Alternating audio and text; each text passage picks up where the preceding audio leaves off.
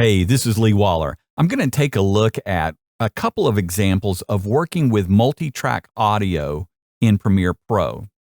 On this short film, Lawn, that was written and directed by Matt Fisher, I was the audio recordist on set, so I'm very familiar with the way this audio was recorded. If you come across audio that you're working with that you're not familiar with it, hopefully you can get a sound report from the person that has recorded it. I have a clip of this opened up in our source monitor, and I'll explain this very quickly. The first two tracks here, channel 1 and channel 2, are a stereo mix that was done on set during the recording. So this is all of the audio that was recorded mixed together, not separated. Tracks 4 and 5 are lapel mics that are on the individual actors. So down here in the sequence, you'll see these 5 tracks, and I've already synced the video with the audio. I'm going to play through some of this audio for you. Honey, what's wrong? You're supposed to be relaxing. Huh? Terry's lawnmower crapped out on me. Let me call Deanna's nephew. Please? I'll mute our 3 mics here, and we'll take a quick listen.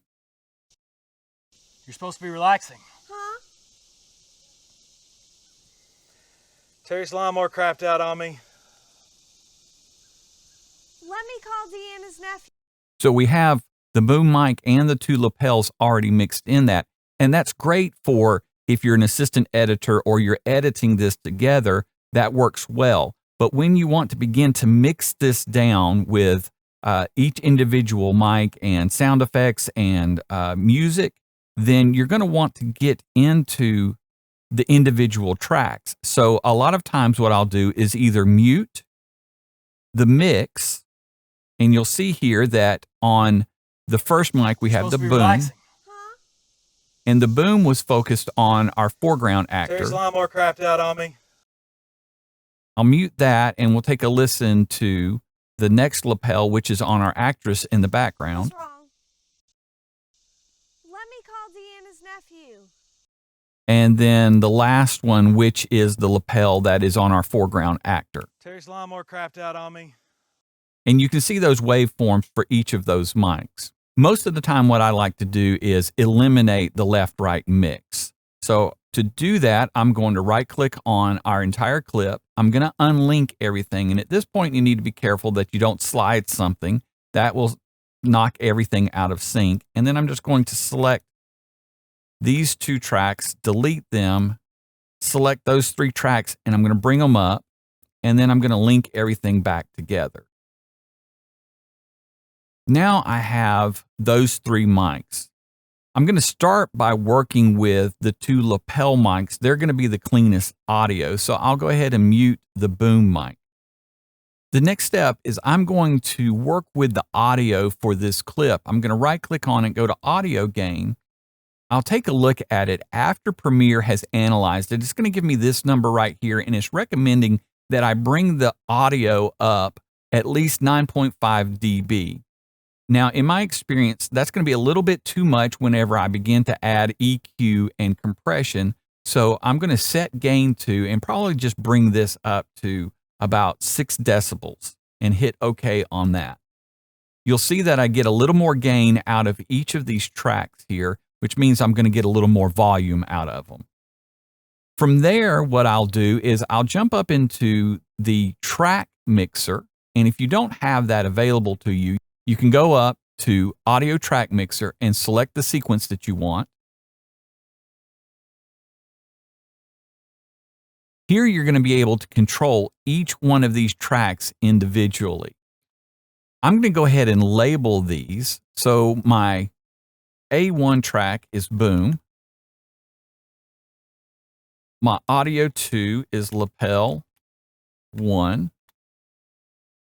And my audio 3 is lapel 2.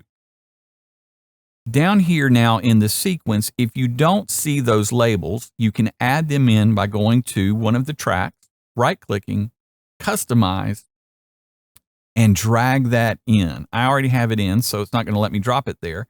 But then I can hit OK, and I will have those labels there.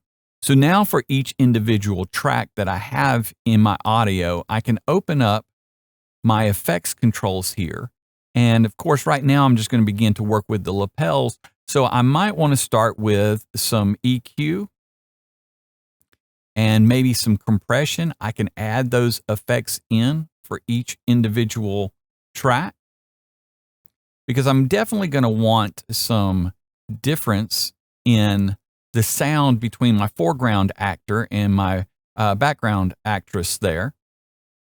And so adding in a parametric EQ, I can go in, double click on it, and open that up and begin to shape the sound that I want for that.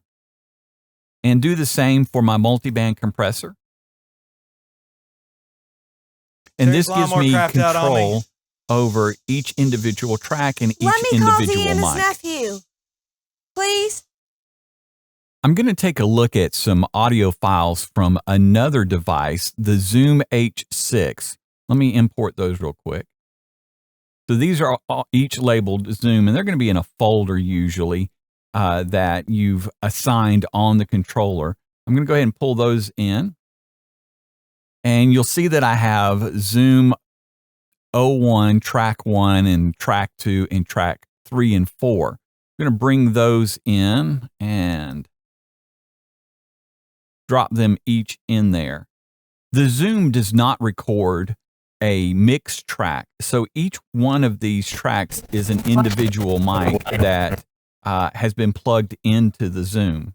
So much like the way we treated the audio files from the 633, we can do the same with the Zoom files, each of them being an individual mic, an individual person, an individual sound source that we can then mix separately in Premiere on a separate track.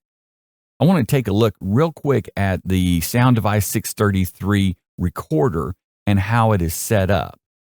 The way you set this up affects the number of tracks that your audio file is recorded with. This recorder has the ability to input 3 mics and then 3 line level devices. The mics have 2 controllers that affect the way they are mixed. Here you have the main knob for volume, which affects the amount of mix that goes to the left-right mix on the recording.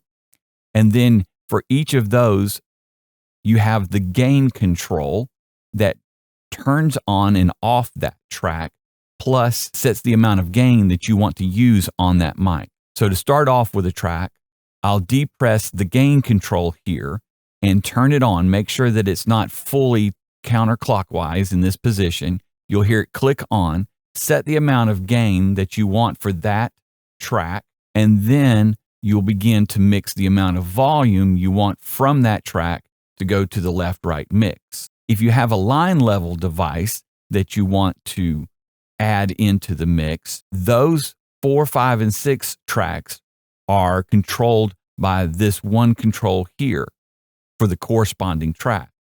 So track 4, if this is in the full counterclockwise position down here, it means that it's off. That track will not be armed, and you'll need to turn that on and begin to adjust gain for that device. That will also affect the amount of mix that goes to your left-right stereo mix. So to simplify the audio file that I receive whenever I am on set mixing, if I have only 2 mics, then I'm going to make sure that everything else is in the off position so that I don't have tracks being recorded for that. So if I had just 2 mics, it would be mic 1 and mic 2. I would end up with a track for mic 1, mic 2, plus the stereo mix. Here is a picture of the Zoom H6 recorder. This one is a little bit different in the fact that the left-right mix is simply for this mic that you attach here at the top.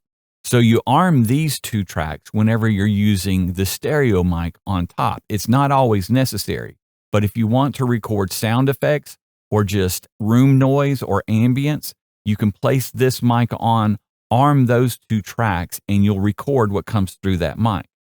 Now, for the other 4 inputs on the recorder, you'll need to arm the corresponding track that goes to that input. So take a look at the side here.